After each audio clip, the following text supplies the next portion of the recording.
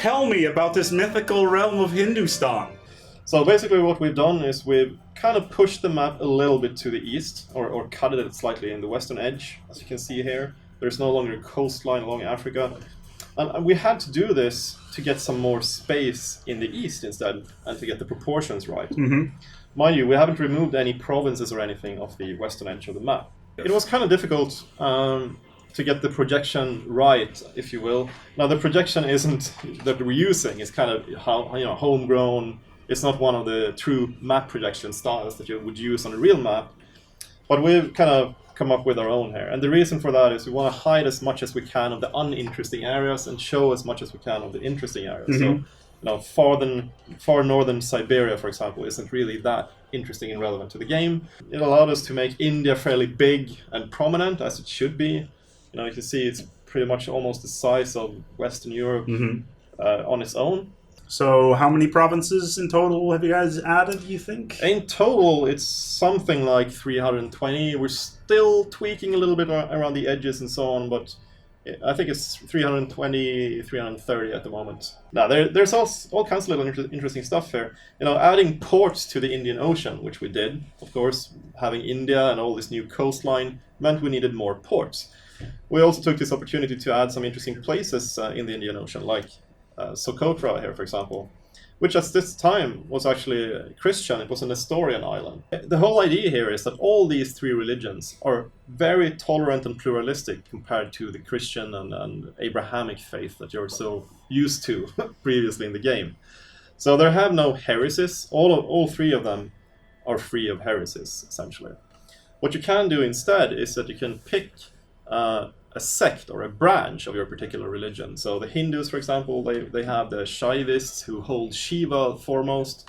It's a little bit more complicated than that, and they have all kinds of other, what would be heresies in Christianity are actually acceptable branches. You could say that of the Indian three religions, the Hindus play the most like what you would be used to. They're fairly aggressive. They are allowed to raid their neighbors like pagans would be able to do, and they can declare holy wars as well. Now they don't have a head of the religion, so they don't have kind of a Hindu pope or anything like that. There aren't really any such things within these religions. However, the Jains, they're the religion that you would want to be if you want to maintain a very stable realm, because as I mentioned, other Indian religions will not cause problems, and their vassals will like them for being so peaceful. So the idea here is that you might want to start out as a Hindu, conquer what you want to conquer, and then switch over to either Buddhism or Jainism. And you can do that at any time in the game, as long as you do it once per lifetime. Yeah, each ruler can only do it once, and it does cost a lot of prestige to do it. But it is viable. Yeah, as you might be able to see here on the map, we've actually set it up so that there are passes into India, into the subcontinent. Interesting. For example, this is the Khyber Pass, very famous, infamous, if anything else. Yes. Well, the patron gods are more like a little flavor thing. There are also some events around that, and they give you a particular modifier, so you can kind of offset. You can offset some negative penalties for being, one of the religious branches that you have picked by picking another patron god. So it's like a -1 diplomacy plus martial. Yeah, they're not, earth-shattering. We don't have the Tibetan branch of Buddhism in the game, because we decided at an early point that we would not include Tibet. And the reason is that particular branch of Buddhism and that culture would have required a little bit too much work to fit in there this time around. Would people be able to mod in, say, patron gods for the Norse? Say, I want to have Thor as my patron god. Would that be possible? That would be very easy. That would be very easy to do. Okay. So the idea here is basically that we can shove some more interesting stuff in here. We have friends arrivals, we have marriage ties, that's, in-laws, and we could have lovers here as well. And we've actually added support for more than one lover to create some more drama in the game. But basically what we've done is that we've removed the horse archer unit type, and we replaced it with basically any kind of unit type that you can now script. So this is for modders. So if you want a new unit type... If you want wizards... Yeah, it's like, Walrus Riders or whatever.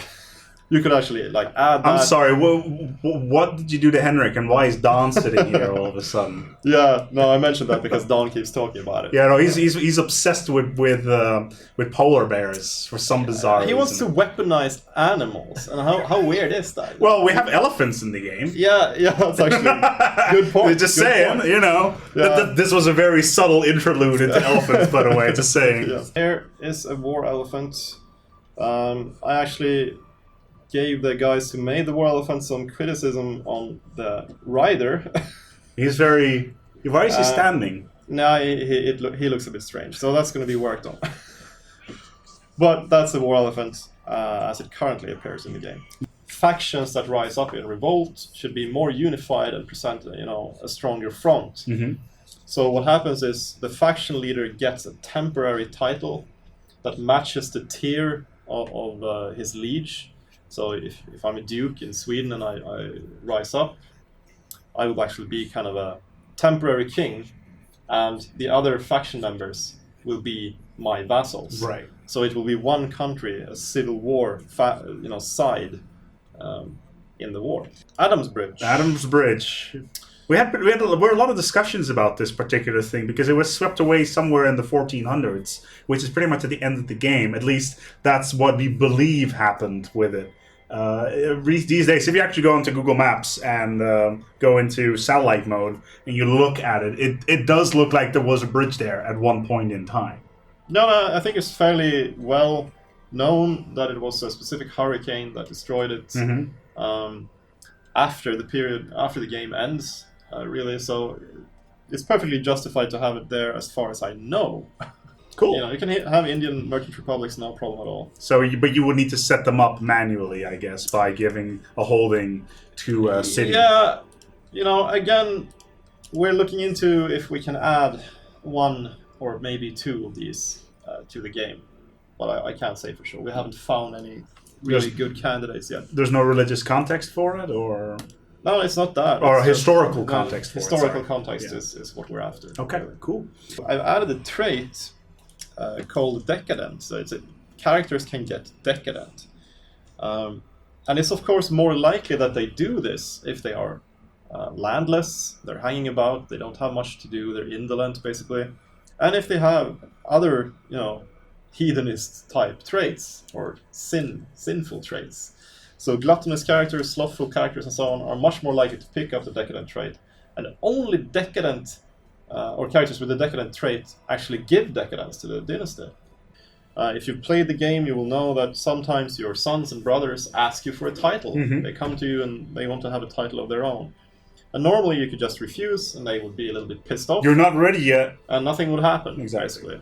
So, but now there is a risk, especially if they're ambitious characters, that they will, after a while, a month might pass or something, and then they might just go into exile, and that's never a good sign, because that means they're up to something. That means they're going somewhere to raise an army. Then you'll hear some more about their adventures over there, and they might actually come back with an army behind them and try to take a title. The Golden Horde and the Eel Khanate, they arrive in the same way that they did before, but they arrive in different positions, basically off the new end of the map. Mm-hmm. So that's not changed very much.